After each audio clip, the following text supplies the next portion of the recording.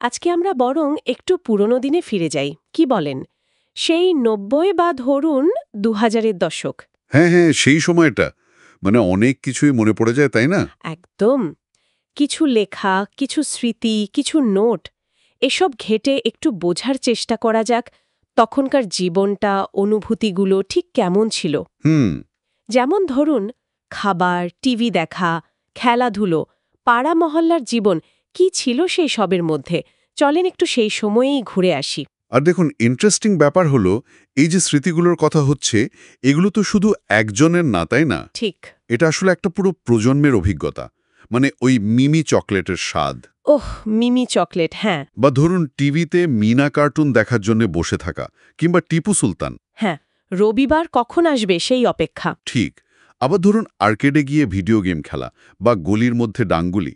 এই ছোট ছোট জিনিসগুলো মিলেই কিন্তু তখনকার একটা কি বলে আলাদা কালচার তৈরি করেছিল। হ্যাঁ। আমরা একটু দেখতে পারি কিভাবে নিজেদের জিনিস মানে লোকাল ট্রেডিশন আর বাইরের দুনিয়ার প্রভাব যেটা ধীরে ধীরে আসছিল, এই দুটো মিশে এই নস্টালজিয়া ব্যাপারটা তৈরি হলো। হ্যাঁ, খাবারের কথা যখন তুললেন, মিমি চকলেটের ব্যাপারটা, ওটা শুধু স্বাদ না, আমার মনে হয় ওটা ছিল নিজের দেশের তৈরি প্রথম চকলেটের প্রতি একটা টান। মানে ঠিক, একটা গর্বের ব্যাপারও ছিল হয়তো। হ্যাঁ, পরে যে বিদেশি ব্র্যান্ডগুলো এলো, সেগুলোর থেকে এর অনুভূতিটা একদম আলাদা ছিল। আবার ওই যে মেরিডিয়ান চিপস, হ্যাঁ, হ্যাঁ, প্যাকেটের ভেতরের খেলনাটা। ওই ছোট ইয়ো বা অন্য কিছু পাওয়ার আনন্দ, ওটাও কিন্তু দারুণ মনে আছে।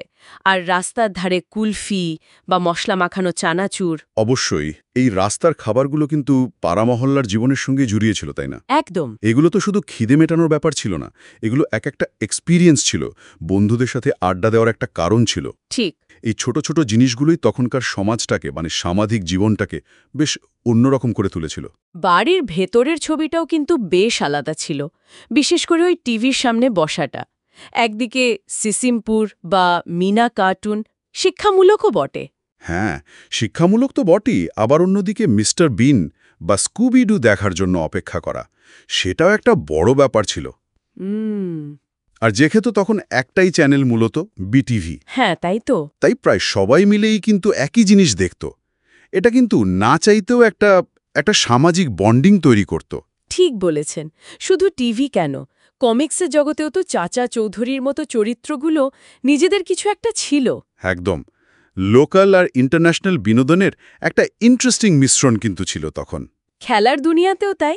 একদিকে যেমন আর্কেডে ওই সুপার মারিও বা ক্যাডিল্যাক্স অ্যান্ড ডাইনোসরস, কি নেশা ছিল সেসবের। হ্যাঁ, হ্যাঁ, কয়েন ফেলে ফেলে। ঠিক।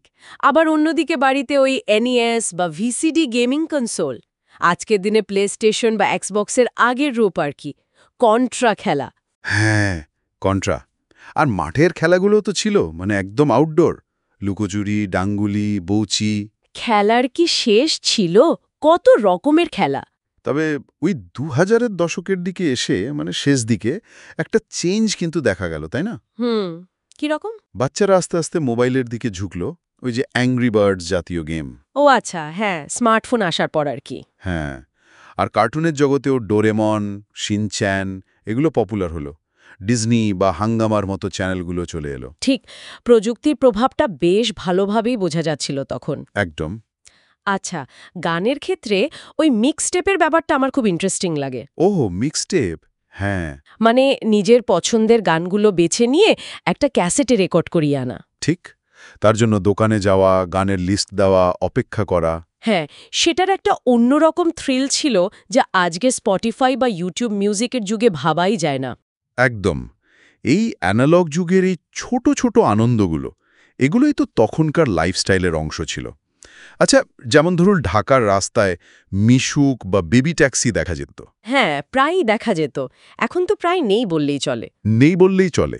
আবার ওয়ান্ডারল্যান্ডের মতো অ্যামিউজমেন্ট পার্কগুলো ফ্যামিলি নিয়ে ঘুরতে যাওয়ার খুব জনপ্রিয় জায়গা ছিল। ছিল তো। আর উৎসব পার্বণগুলো, সেগুলোর আমেজও কিন্তু অন্যরকম ছিল। পয়লা বৈশাখ বা ঈদ, পূজা, টাঙ্গাইলের চমচমের মতো মিষ্টির কদর ছিল। ঠিক। দুর্গাপুজোর সময় শোভাযাত্রা দেখা বা বড়দিনে চর্চে যাওয়া বা সেই উপলক্ষে সাজসজ্জা, এই ঐতিহ্যগুলো কিন্তু এখনও আছে। এগুলো সেই সময় সংস্কৃতির একটা রেশ বয়ে নিয়ে চলেছে। একদম। এই স্মৃতিগুলো আসলে শুধু পুরনো দিনের কথা না, এগুলো আমাদের আজকের যে আইডেন্টিটি তারও একটা অংশ।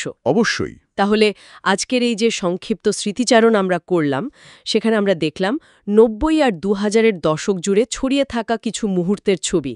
ওই মিমি চকলেট থেকে শুরু করে মিক্সটেপের যুগ, বিটিভির অনুষ্ঠান, গলির ক্রিকেট, এগুলো তো শুধু স্মৃতি না, একটা সময়ের জীবন্ত ছবি। ঠিক। তবে এই আলোচনা শেষে গিয়ে আমার মাথায় একটা প্রশ্ন ঘুরছে। বলুন। আজকের এই যে ডিজিটাল যুগ, যেখানে সবকিছুই এত সহজলভ্য, হাতের মুঠোয়, এই সময় দাঁড়িয়ে সেই ৯০ বা ২০০০-এর দশকের ওই নির্দিষ্ট স্মৃতিগুলো, যেগুলো অনেকটাই অ্যানালগ জগতের অংশ ছিল, সেগুলো আমাদের আজকের প্রজন্মকে বা আমাদের এই কালেকটিভ কনশাসনেসকে ঠিক কিভাবে ইনফ্লুয়েন্স করছে? এর প্রভাবটা ঠিক কোথায়? এটা ভাবার মতো বিষয়। আর এখনকার কোন জিনিসগুলো, আজকের দিনের কোন অভিজ্ঞতাগুলো ভবিষ্যতের প্রজন্মের কাছে এরকম নস্টালজিয়া তৈরি করবে? সেটাও একটা প্রশ্ন। এটা নিয়ে হয়তো ভাবার অনেক অবকাশ রয়ে গেল, তাই না? ঠিক, এটা নিয়ে ভাবা যেতে পারে।